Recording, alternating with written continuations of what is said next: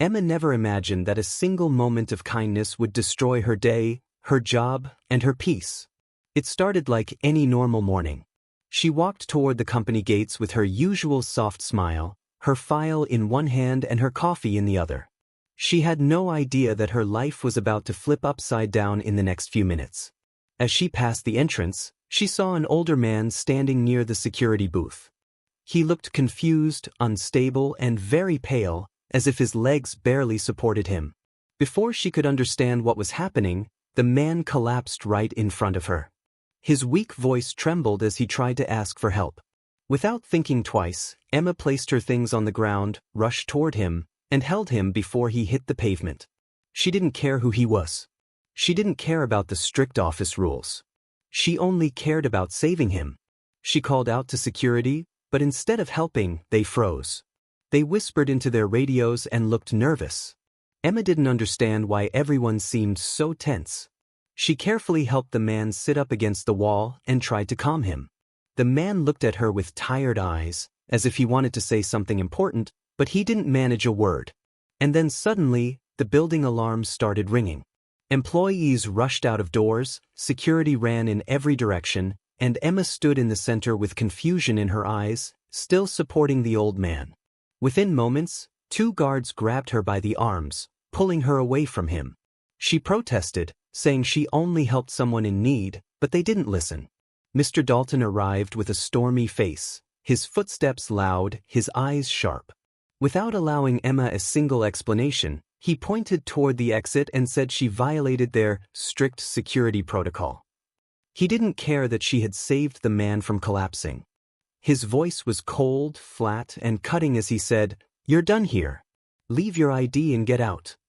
When she tried to speak, he raised his hand, telling her not to say another word. The entire staff watched in shock, but none stepped forward to defend her. Some whispered behind her back, calling her foolish. Some said she had put the whole company at risk. Others just stared at her as if she had committed a crime. Emma felt her throat tighten as she removed her ID badge and placed it on the desk. Her hands trembled, not from fear but from disbelief. She had worked there for 3 years. She had never broken a single rule. And today, the only thing she did wrong was show kindness. She walked down the hallway slowly, hearing the whispers grow louder. Her eyes burned, but she refused to cry in front of them.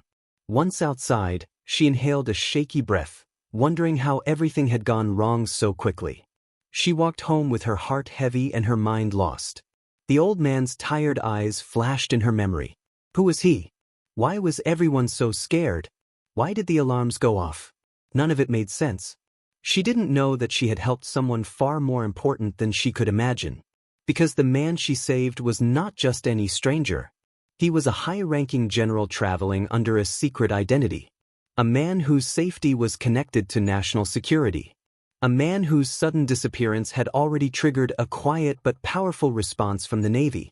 While Emma walked along the empty sidewalk, believing her life was ruined, something else was happening many miles away. Up in the sky, inside a military helicopter, Navy officers rushed around, adjusting coordinates and speaking through headsets. A pilot changed direction after receiving urgent commands. The helicopter blades cut through the air as it headed straight toward Emma's small town. Inside, an important message repeated on the radio: "Locate the young woman who assisted General Lawson. Bring her safely."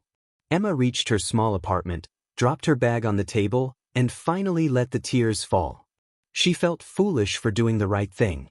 She felt punished for caring.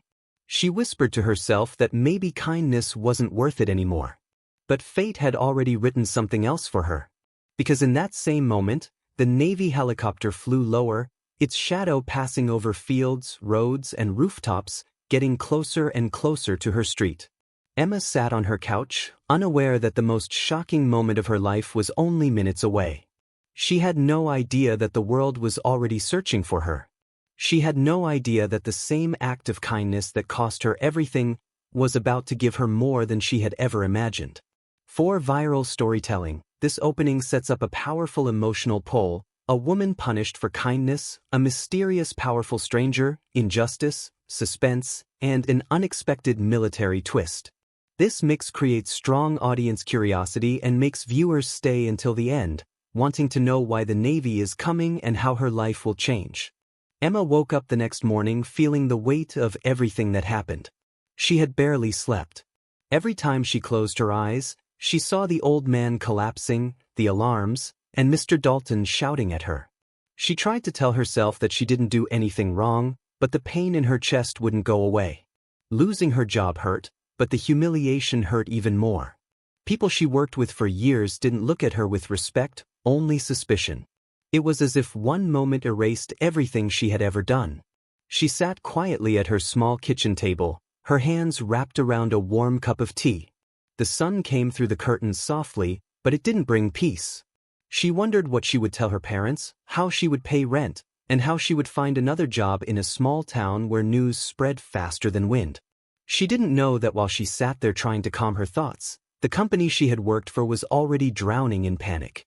Inside the building she had been thrown out of, employees gathered in small groups, their faces pale, their voices low. Rumors spread faster than anyone could stop them. Some said the man Emma helped was a spy. Others said he was part of an investigation. A few employees claimed they saw federal officers in the lobby early in the morning. No one knew the truth. But one thing everyone agreed on: firing Emma so quickly was a mistake. A big one. People who had ignored her the previous day now whispered that maybe she did the right thing. Maybe Mr. Dalton acted too fast. Maybe they all judged her unfairly. But their guilt arrived too late. Emma was already gone. In a quiet corner office, two security supervisors stared at their screens in disbelief. They had just received a confidential message from a private military channel. The moment they read the name, General Lawson, their hearts dropped. They looked at each other, realizing they were in serious trouble. The man Emma helped wasn't a stranger. He wasn't a danger. He was one of the most respected military officials in the country, traveling secretly for a classified inspection. And Emma, the girl they dragged away in front of everyone, was the reason he was still alive.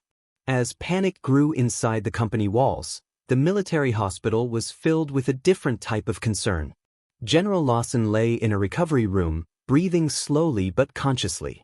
He had regained enough strength to speak. The first thing he asked for was the young woman who helped him. He wanted her name, her contact information, everything. But when the officer assigned to him explained what happened, that she had been fired and blamed for the chaos, his expression changed from confusion to disappointment, then to anger. His voice was weak but clear as he said, "Find her. Immediately."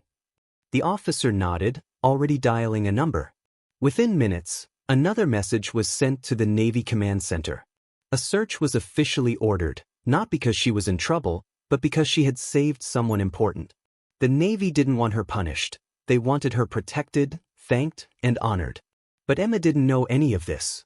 She stepped outside her apartment, deciding she needed fresh air. She walked down her street wearing a simple sweater, her hair tied back loosely, her eyes still carrying sadness. The neighborhood kids played nearby. A dog barked in the distance. Everything looked normal, too normal. She almost wished something dramatic would happen just to shake the heaviness off her heart. She didn't know that high above her, a Navy helicopter was already crossing over highways and towns. Inside, officers discussed her situation, trying to understand how a corporation could fire someone for saving a life.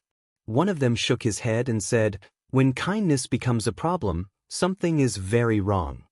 They had already locked onto her location. It was only a matter of time now. Meanwhile, at the company, Mr. Dalton received a call that made the color drain from his face. He tried to speak, but his voice cracked. He paced around his office, realizing the huge mistake he had made. For the first time, he feared consequences greater than complaints or reputation damage. The military didn't call for casual reasons. And if they were involved, something big was coming. Emma walked toward the park, trying to distract herself.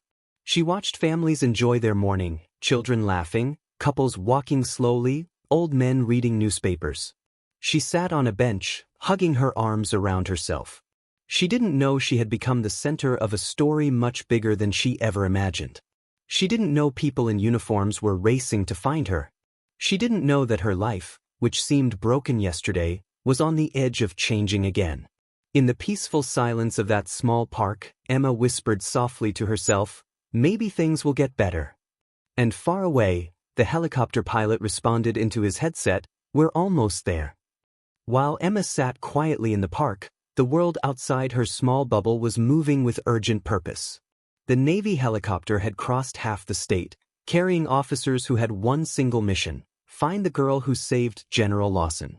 As the aircraft approached her town, the pilot lowered the altitude, scanning roads, rooftops, and fields. No one on the ground knew what was happening overhead. People simply looked up at the distant shape in the sky, unaware of how close it was to reaching its destination.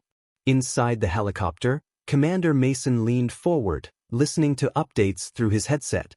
"We have her location narrowed," a voice said. "She left her apartment 20 minutes ago. Last seen heading toward the main park."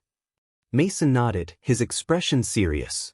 He had served under General Lawson for years. He knew the general rarely made personal requests, and when he did, they mattered. The general didn't ask for medals or attention. He asked for justice. And this time, justice meant finding Emma. Meanwhile, at the company, chaos climbed to a new level. A black SUV with military plates pulled up at the entrance. Uniformed officers stepped out, their presence freezing employees in place. The same security guards who dragged Emma by the arms yesterday now stood speechless. Mr. Dalton rushed downstairs, his face drenched with nervous sweat. He tried to greet the officers with a fake smile, but his voice trembled as he asked, Is there a problem?" One of the officers stared at him coldly and replied, "Yes. A very serious one." Mr. Dalton's heart nearly stopped. 3 floors above, whispers spread like wildfire. People peeked through glass walls, wondering what crime their company had committed. No one dared speak loudly. Some secretly hoped the officers were here to address the unfair treatment Emma received. Others simply feared being involved. The air felt heavy, like a storm had entered the building. The officers demanded access to the security footage from the previous day. As they watched Emma help the old man, their expressions turned darker. They saw her kneel beside him, call for help, and try her best to keep him awake. Then they saw the guards pull her away. They saw Mr. Dalton fire her without listening. And they saw the general lying helpless on the ground while the company panicked instead of assisting him. "Unacceptable," one officer muttered. "We will report everything to the general," another added. Mr. Dalton swallowed hard, realizing his career, and maybe more, was about to crumble. But Emma remained unaware of all of this. She stood from the park bench, deciding to buy a bottle of water from the small shop nearby. The shop owner, an older lady who knew Emma since childhood, noticed the sadness on her face. "You look tired today," she said gently.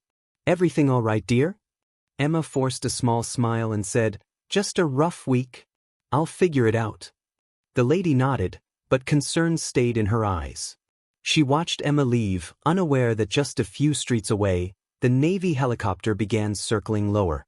The sound grew louder, deep, powerful, commanding. People in the town started stepping outside their homes, pointing toward the sky. They had never seen a military aircraft fly this close. Emma noticed the sudden noise, too. She stopped in the middle of the sidewalk, looking up with her hand shielding her eyes. She didn't understand why a helicopter this large would be flying over her quiet neighborhood.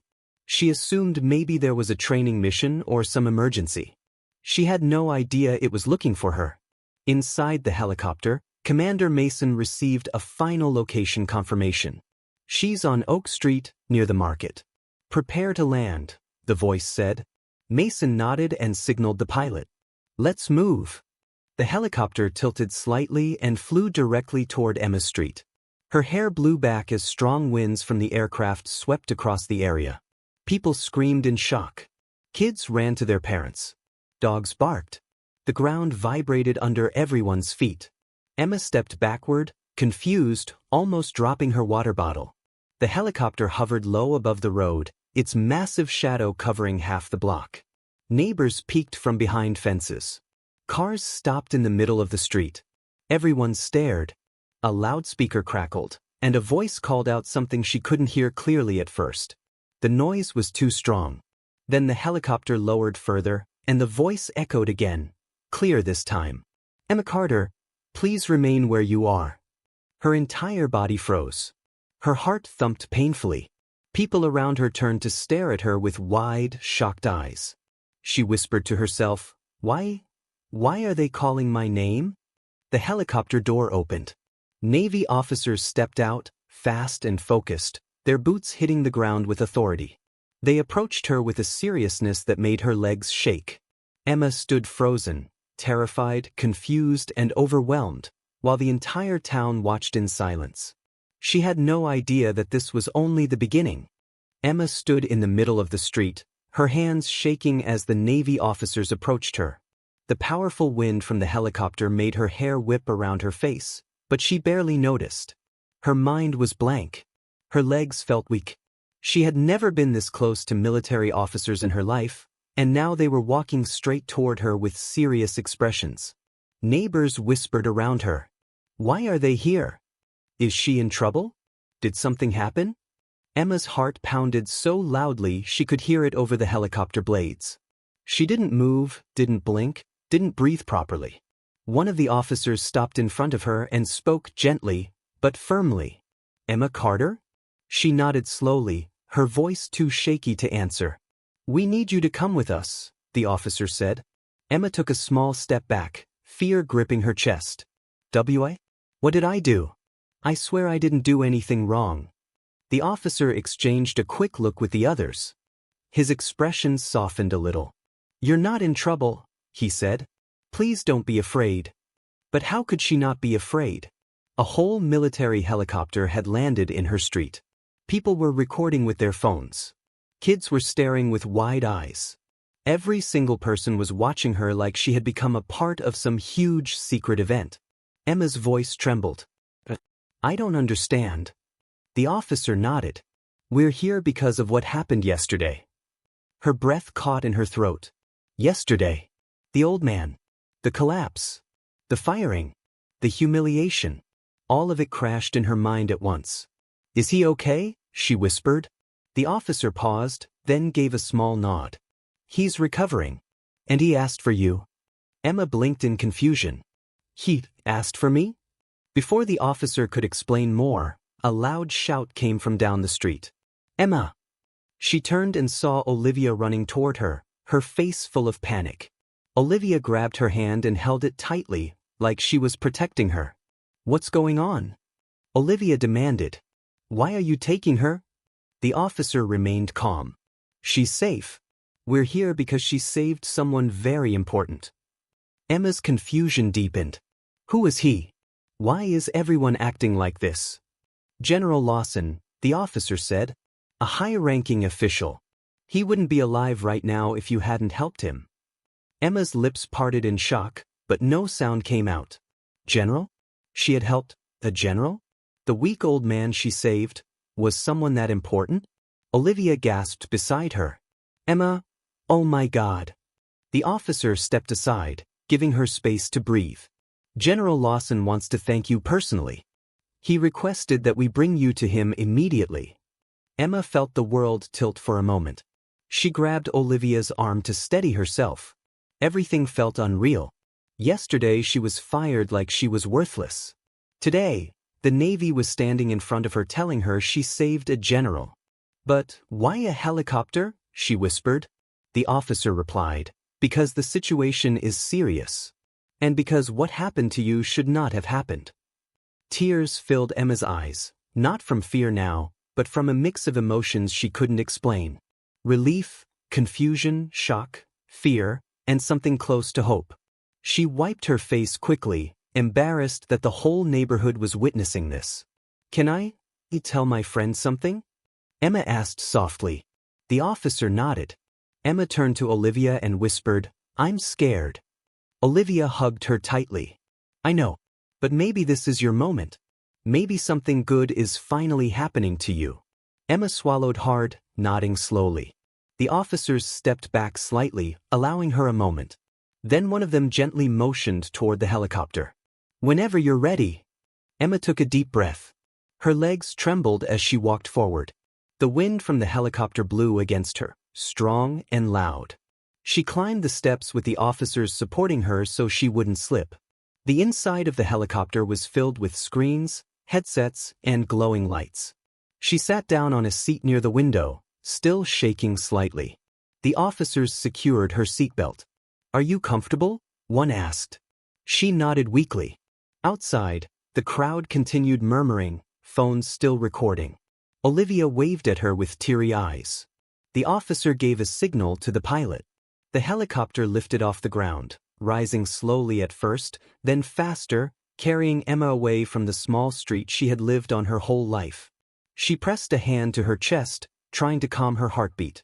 Just yesterday, she believed her world had fallen apart. But now, her life was changing in a way she never imagined. She didn't know what waited for her next. She didn't know what the general would say. She didn't know why he wanted to meet her so urgently. But she was about to find out. Emma sat silently inside the helicopter as it cut through the air, the world shrinking beneath her. The roads, houses, and fields blurred past the window, but her mind was even more blurred. Everything felt unreal. She kept replaying the officer's words over and over again. "He asked for you." A general asking for her. It didn't make sense. Commander Mason sat across from her, watching her with calm eyes. "You don't need to be nervous," he said gently. "The general is a good man. He just wants to speak with you." Emma nodded, but her hands kept shaking. She tried to hold them together to hide the tremble, but Mason noticed anyway. "You're brave," he added. Most people would have walked past him that day. Emma lowered her eyes. "I didn't do anything special. I just helped someone." "That's exactly why it meant something," he said. For the first time since the chaos began, Emma felt a small, warm spark inside her chest. Not confidence, but hope. The helicopter finally began to lower. Emma looked out the window and saw the landing pad of a large military base. Soldiers were lined up, vehicles parked in neat rows, buildings towering around them. Her breathing grew quick again. "Why is everyone waiting outside?" she asked. "They're expecting you," Mason replied. Emma wanted to curl into herself. She wasn't used to attention, especially not this kind. As the helicopter touched down, the door opened and a wave of cool air rushed inside. Officers outside stood at attention, their boots lined in perfect formation. Emma stepped out slowly, her feet touching the ground with hesitation. She felt tiny in front of all those uniforms. Mason guided her gently toward a building with large glass doors. "General Lawson is inside," he said softly. Emma swallowed hard. With each step, her heart hammered faster. She walked down a long hallway until Mason stopped at a door. He knocked once. A voice from inside said, "Bring her in." Mason pushed the door open. Inside, the room was quiet, bright, and filled with medical equipment. General Lawson sat upright on a hospital bed, an oxygen tube near him but his eyes alert and warm. The moment Emma walked in, the general smiled. That smile alone made her stop in her tracks. "There she is," he said softly. "The young woman who saved my life." Emma stood frozen, unsure what to say. The general motioned for her to come closer. "Please, don't be afraid." Emma finally took a few slow steps forward. When she reached the side of the bed, she whispered, "I'm glad you're okay, sir." General Lawson nodded with gratitude. "I'm alive because of you. If you hadn't stopped, if you hadn't helped me, I don't know what would have happened." Tears filled Emma's eyes, but she quickly wiped them. "I didn't do anything special. Anyone would have done it." The general shook his head firmly. "No, they wouldn't have. I saw people walking by that morning. People who were too busy, too distracted. You were the only one who stopped." Emma looked down. "But I got fired because of it. They didn't even let me explain." At this, the general's expression darkened. "I know," he said. "And that's why I called you here." Emma looked up, confused. "There's something you need to see," the general continued. He nodded to Mason, who stepped forward and placed a tablet in Emma's hands. On the screen played the security footage from the company entrance, Emma kneeling beside the general, calling for help, protecting him from falling. And then, the guards dragging her away, ignoring her pleas. Emma felt her heart squeeze painfully as she watched it. General Lawson said quietly, "This is proof that you acted with kindness and courage, not recklessness." Emma blinked fast to hold back tears. "Thank you, but none of this changes the fact that they fired me." "Oh, it changes everything," the general replied, his voice firm. "The Navy has opened an investigation. Your boss will face consequences." Emma's eyes widened. "Mr. Dalton?"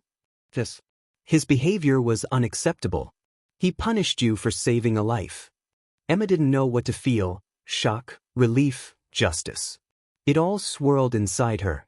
The general continued, "But that's not all." Emma looked at him with confusion. "I want to personally recommend you for a civilian position in our humanitarian support division," he said. "We need people with your heart. People who act without expecting anything in return." Emma's breath stopped. "You want me to work with the Navy?" she whispered. "If you accept," the general said gently, "you deserve better than the place that threw you out." Emma covered her mouth with her hand as tears rolled down her cheeks. For the first time in days, they weren't tears of sadness. They were tears of overwhelming relief. The general reached out his hand. Emma hesitated, then took it lightly. "You changed my fate, Emma," he said softly. "Now let us change yours." Her whole world shifted with that one sentence. She didn't know what tomorrow would look like, but for the first time in a long time, she felt like she had a future again.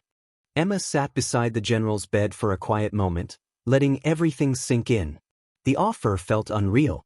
Just a day ago, she walked home with her heart broken, convinced the world didn't care about kindness. Now she was being told that the Navy wanted her, that she mattered, that what she did meant something. The general smiled warmly. "Take your time to decide. But remember this, Emma. People like you are rare. And when the world finds someone who chooses compassion instead of convenience, it should hold on to them." Emma lowered her eyes, overwhelmed. "Thank you. I don't know what to say." "You already said enough when you stopped to help me," he replied gently. Commander Mason stepped forward.